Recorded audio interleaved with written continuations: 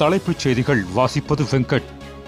தூய்மை பணியாளர்களுக்கு தினசரி 3 வேளை இலவச உணவு மாநகராட்சி உணவகங்கள் மூலம் வழங்கப்படும். ரூபாய் 186 கோடி ஒதுக்கீடு செய்து தமிழக அரசு அரசாணை. நெல் மூட்டைகள் மழையில் நனையாமல் இருக்க போர்க்கால அடிப்படையில் நடவடிக்கை எடுக்கப்பட்டு வருகிறது. எடப்பாடி பழனிசாமிக்கு அமைச்சர் MRK பன்னீர்செல்வம் பதில். நெல் மணிகள் ரோட்டிலே போட்டு வைத்து விவசாயிகள் வயிற்றில் அடித்துள்ளது திமுக அரசு. RB உதயகுமார் பேட்டி. சபரிமலை ஐயப்பன் கோவிலில் வழிபாடு செய்தார் குடியரசுத் தலைவர் திரௌபதி முர்மு சபரிமலை வழிபாடு குறித்து காவல்துறை கண்காணிப்பாளர் சர்ச்சை பதிவு. நாமக்கல் மாவட்டம் சேத்தமங்கலம் தொகுதி திமுக MLA வன பொன்னுசாமி உடல்நலக்குறைவால் காலமானார்.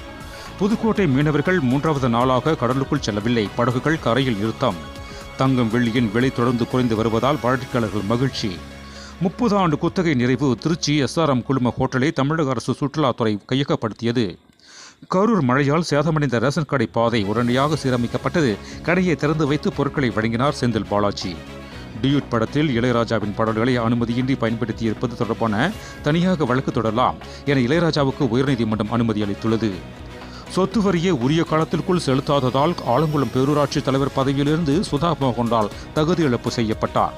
உச்சநீதிமன்ற உத்தரவை தொடர்ந்து கரூர் கூட்ட நெரிசல் சம்பவ வழக்கில் CBI கடிதம் மாவட்ட நீதிமன்றத்தில் ஒப்படைக்கப்பட்டது.